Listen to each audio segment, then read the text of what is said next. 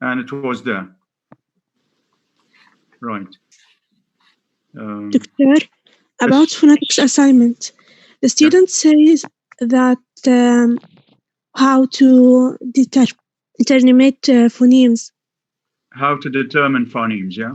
Yeah, it's phonemes, not phonetics. Pardon me? It's phoneme, not phonetics, yeah? Phonemes, yeah? Yeah, because they say to us it's phonetics, not phoneme. Did I write phonetics or phonemes? It's phonemes, but I don't know, they say phonetics. No. Well, you have one of the questions reads what is a phoneme? Yeah. Doctor, about What this is question. what is a phoneme? Yes. The second is how are phonemes determined? Yes. Yeah. About the Question second on one. minimal pairs. Yeah. Yes. Yeah. About the Minimal second pairs. one. Yes, I know what is. So you've checked, yes? Yes. So it's there. My question is about the second one. Yes, It's the same way to do the minimal pairs, صح? Minimal pairs, yeah. Yes. Okay. It's how are phonemes determined? That's the question, yeah? Yes. So I mean, what is a phoneme? How do we identify or determine phonemes? In other words, how do we decide whether a certain element is a phoneme or not? Yes, doctor. Then you have a question on allophones, I think. Yes. Okay, so we have minimal pairs, phonemes, allophones, Consonant cluster. and another two questions. I think they are clear. But phonemes, I mean, the question is about phonemes, not phonetics. Okay, تمام دكتور. شكرا. Right. Okay. Now, let me ask again. What is exactly meant by the cooperation, the cooperative principle? I mean, what do you mean by that? That's chapter 5. The title of chapter 5 is the cooperative principle. Yeah. Can anybody define that? What's meant by cooperative principle? One, and how is it used or applied? Now, in verbal communication, when we have a dialogue, a conversation, a debate, yeah, documentaries, or as we write. So the cooperative principles should be observed both in verbal communication, spoken that is, oral, and written communication. Now, how would you define the cooperative principle? That's the title of chapter 5. Is it the amount of information provided in the conversation? Okay, the amount, yeah. Yes. Yeah, the amount is one aspect. I mean, how would you define the cooperative principle? What do you mean by that? What do you mean by the cooperative principle? Let's have Afnan, if you like. Afnan or Batul, Ala Bassam. Osama, It was Osama, if you like. to be more specific when we talk Okay, or when we write. okay.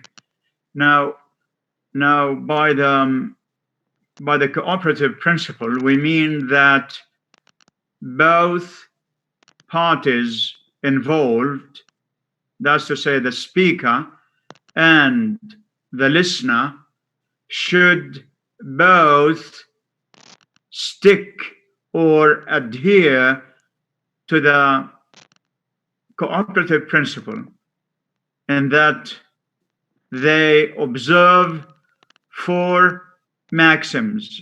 I mean, the cooperative, by observing or sticking, adhering to the cooperative principle, it means that the speaker and the listener, I mean, in both parties involved, should show full cooperation in terms of the quantity of information provided, the quality of information, the relevance or relation of information And provided, the manner. yeah, and the manner.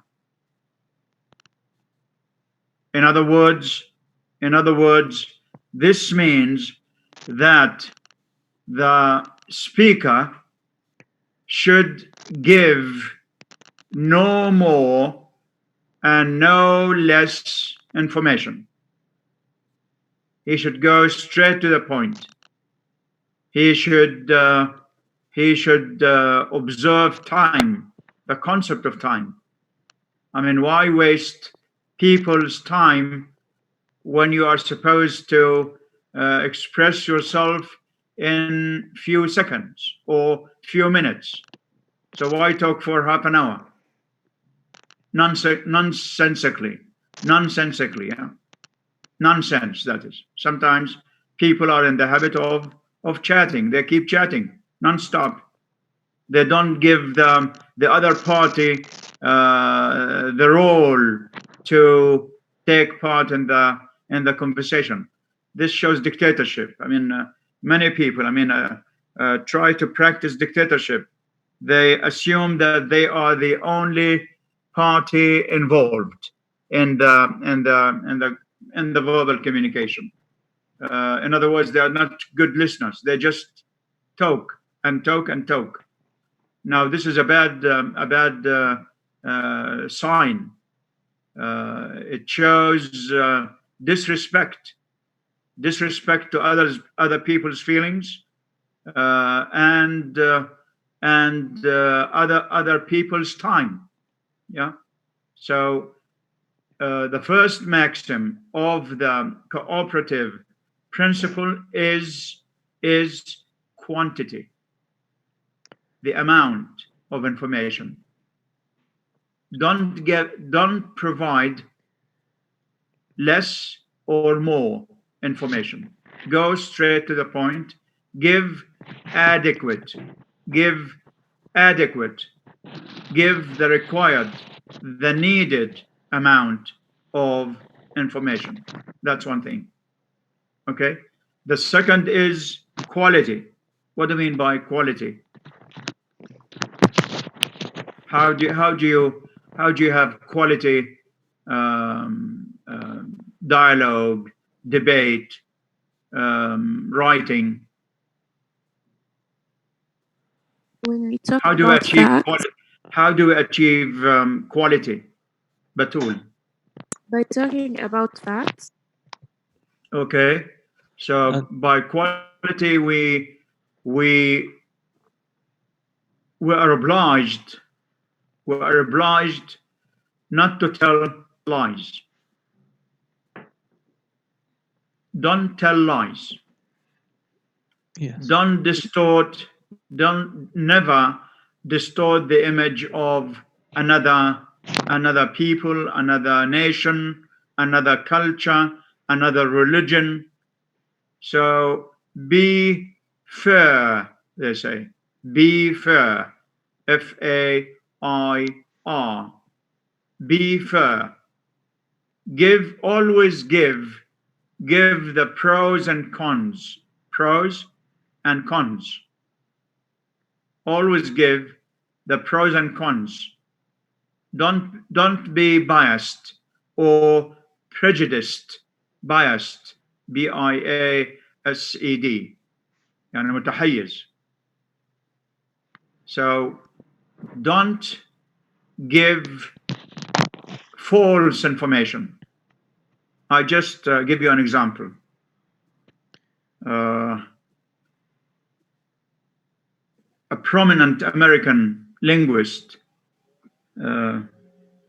what's her name? Mary Bateson. Mary Bateson, she's a prominent figure. She teaches at Georgetown University in the States. She wrote a book, a handbook of the Arabic language. Yeah, that's English. In English.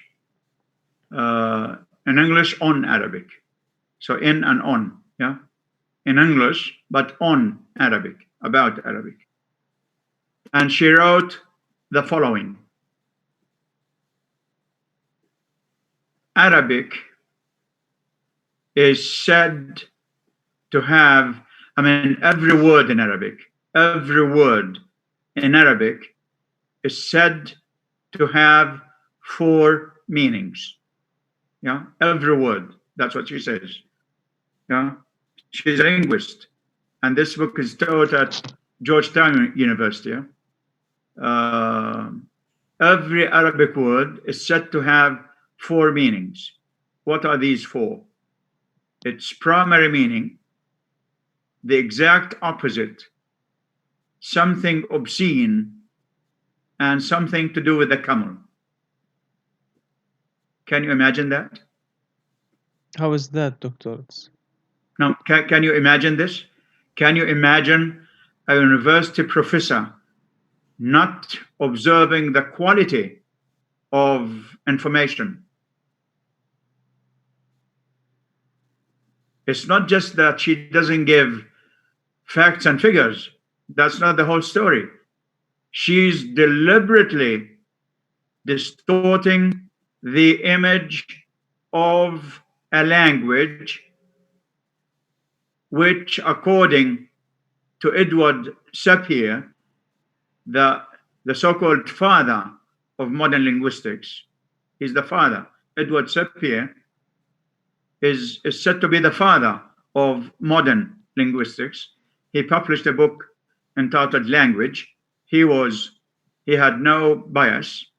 He was objective يعني موضوعي, not biased, غير متحيز. So he said there are just 5 languages that have been vehicles of civilization. Vehicles of civilization, carriers of civilization. Sanskrit, Classical Greek, Arabic, Latin, and Classical Chinese. That's what the father of modern linguistics maintains about Arabic, which is perfectly true, because Arabic was the language of civilization for 7 or 8 centuries, non-stop. And Mary Bateson claims that every Arabic word is said to have 4 meanings. Its primary meaning, the basic meaning, the exact opposite, the antonym, something obscene, O-B-S-C-E-N-E, obscene, يعني معنى بذيء, and something to do with the camel, معنى متعلق بالناقة. يعني تصوروا Doctor, actually, yes, there is sorry? a kind of racism of her speak and disrespect for Arab language.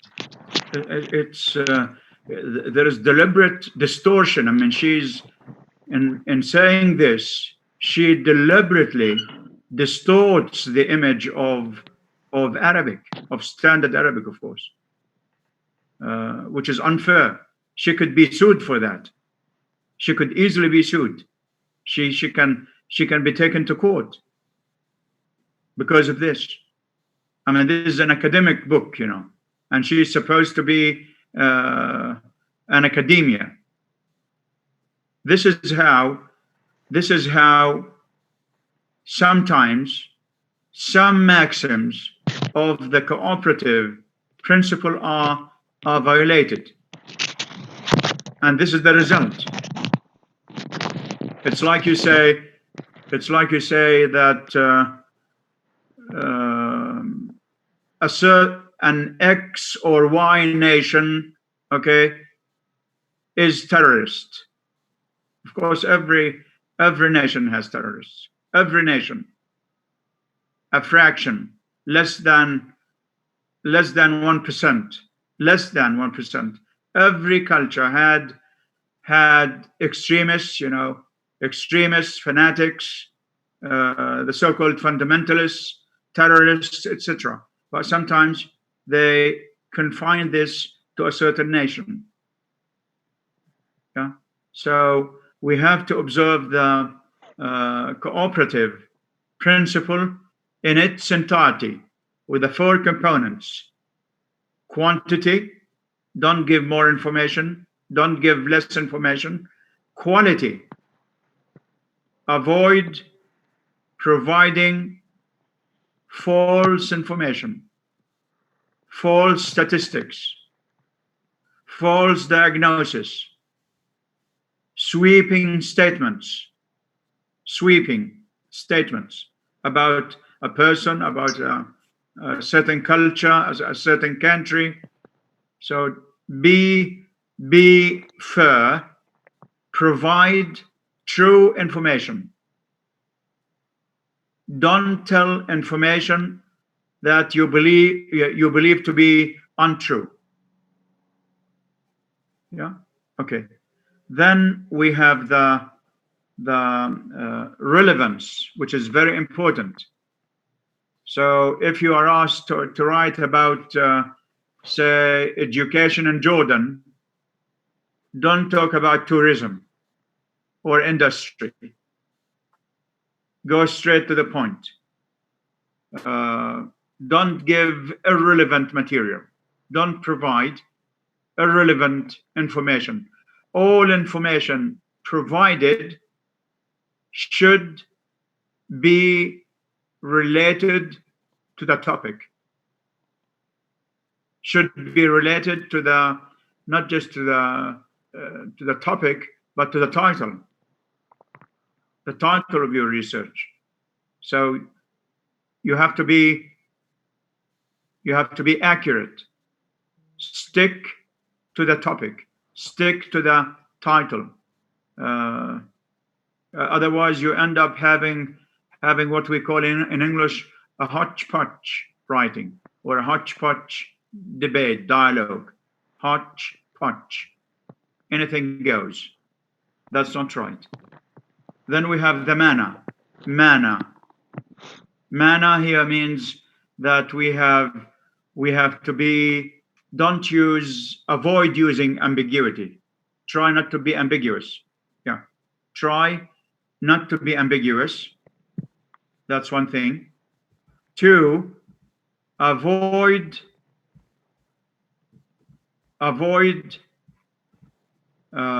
not being orderly.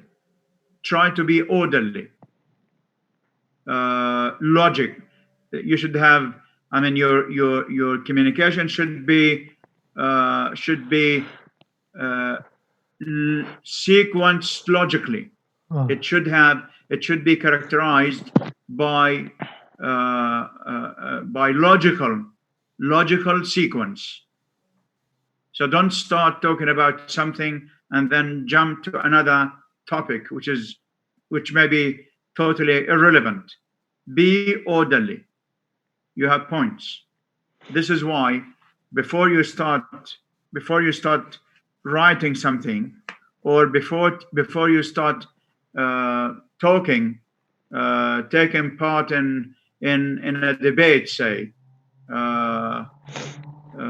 you should collect data, select a topic, collect data, analyze data. Then, before you start writing, once you have the data collected, you have to write an outline, the main points, point 1, 2, 3, 4. So you should observe the fourth maxim, which is mana. Right. Now,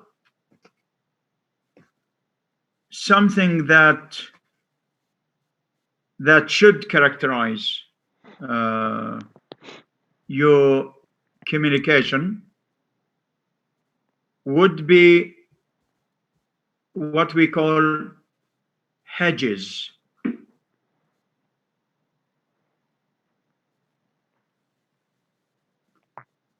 In order to fully adhere or observe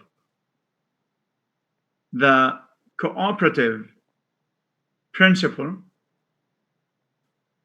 we need to use what we call hedges. What do you mean by hedges? These are cautious notes expressed about how an utterance is to be taken. So very often we use words or expressions like "as far as I know." When do we use that? We say "as far as I know," to cut the long story short. I don't know if that's important. I guess, I reckon, I figure, I assume. Now, these are all hedges. They are used to give more weight to your communication. So when we say, "as far as I know," it means that this is used when giving some information. So it means that I don't know everything about the topic. As far as I know, it's so and so. As far as I know, for instance, they are married. As far as I know. So this is to say that he is not 100% sure that they are married. I may be mistaken, but I thought I saw a wedding ring on her finger. That's another one of the hedges used to achieve quality, not to claim that you know everything, that you are jack of all trades. As far as I know, they are married. This means that you are not 100% sure. I may be mistaken, but I thought I saw a wedding ring on her finger. He couldn't live without her, I guess. So we use words like "as far as I know," "I guess," "I reckon," "I assume," "I think." All these are used to express quality, to achieve quality. So we should use hedges to achieve quality, quantity, relevance, and manner. So these are referred to as hedges. They are cautious notes expressed about how an utterance is to be taken. So what do you think of a certain topic, or what do you think of a certain person? You say, "as far as I know." That means that you are being frank and honest. You are telling the truth. You don't claim to know everything about something or about someone. I guess this is used, I mean, in the English culture. I guess, I reckon, I assume. I think. Okay. Now, I won't bore you with all the details, but it was an exciting trip. I won't bore you with all the details, but it was an exciting trip. Now, this is the type of information needed, the quantity of information. Why bother you with all details, you know? So I won't bore you with all the details. So I'll tell you briefly. Briefly, it was an exciting trip. There is no need to elaborate. So, to cut a long story short, I ran away from the scorpion. Cut the long story short. Yeah. Summarize it. Yeah. Don't waste people's time. Then we have mana. We use hedges like I'm not sure if this makes sense, but the car had no lights. Mana. I'm not sure if this makes sense. Sometimes when somebody answers a question, he says, I'm not sure, but I think so and so. Right. Then we have relevance. Relevance, I don't know if that's important, but some of the files are missing. In other words, I do know, they say, by the way, not I don't know. I do know. Many people say I don't know. It's I do know. Yeah. I don't know. I do know if that's important. In other words, I do know if that's relevant. Yeah, if I need to say this, but some of the files are missing. So by using expressions like these, we fully observe the cooperative principle in which all maxims are covered. All maxims. So as far as I know, quality. I won't bore you with all the details, quantity. So I won't give you more information. I'm not sure if this makes sense, mana. Mana. I don't know if that's important, relevance. Okay. So in verbal communication or written communication, try to observe these, stick to these. That's if you want to produce a quality work, if you want to observe the cooperative principle. I attended once a Viva, you know what that means? VIVA, a Viva, discussion of a PhD thesis. Yeah, رسالة دكتوراه. The student wrote 3 volumes. 3 volumes. Yeah. Each volume consisted of 450 pages. So he wrote about over 1,000 pages. When the external examiner started the discussion, the first remark he made was this: Volume 1, pages 1 to 450 are irrelevant to the thesis. Irrelevant. So it was just a waste of effort and waste of time and money. Waste of effort, time, and money. Writing 450 pages without being relevant to the topic. This is how some of the maxims are violated. So the quantity and quality are violated.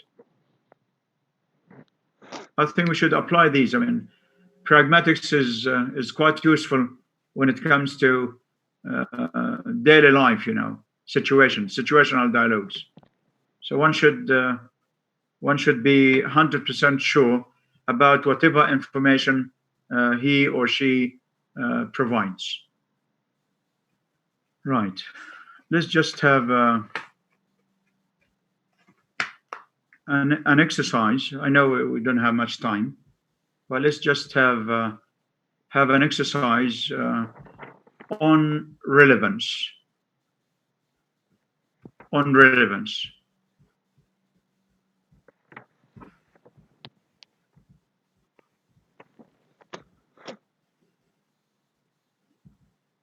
Right. Okay. We have a number of, I'll send you a copy of this.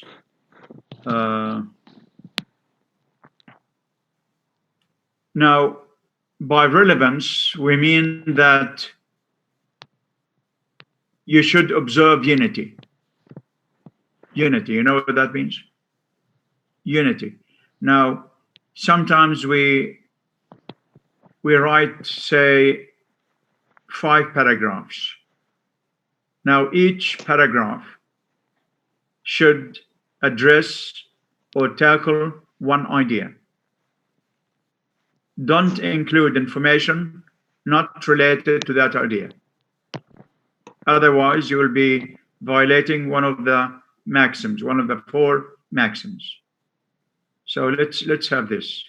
Dina, if you like to read this, number 1. Okay, doctor. Pearls are catched by men known as pearl divers.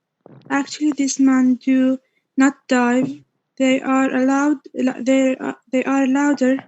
Lowered. They are lowered. Lowered by a rope to the bottom of the sea. Many Okay. tourists to Japan enjoy shopping for cultured pearls. Pearl gatherers work in pairs, with one remaining at the sour face to help the other return from his dive. An experienced pearl diver can stay down about a minute and a half and can often make as many as 30 dives in one day. Okay. So pearls are gathered by men known as pearl divers. Actually, these men don't dive. They are lowered by a rope to the bottom of the sea. Many tourists to Japan enjoy shopping for cultured pearls. Pearl gatherers work in pairs, with one remaining at the surface to help the other return from from his dive. An experienced pearl diver can stay down about a minute and a half and can often make as many as 30 dives in one day. Now, in each paragraph, there is a sentence which is not relevant to the topic. Underline this sentence. Take it out. It's many tourists. Underline it and take it out. Yes, it's the many tourists to Japan enjoying shopping. It's not. Yeah. So we're talking about how divers gather pearls. Now this sentence, many tourists to Japan enjoy shopping for cultured pearls, has nothing to do with the idea of the paragraph. It's totally different. Yeah, okay. مهم. Okay. مش بعرف. Sorry. You may shoot a picture of this if you like. If you like, you may shoot a picture of this. Okay. The second, let me just start. For hundreds of years, man has made use of the talents of monkeys. Egyptian paintings of 2000 BC show baboons gathering fruit for their masters. Even in 1879, in Abyssinia, that's Al-Habasha, Ethiopia, yeah, monkeys were still being used as torch bearers. Can we have that for a second? Okay.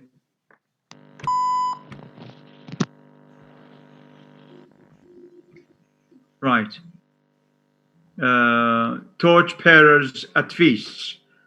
The monkeys would sit in a row on a bench and hold the lights until the guests went home.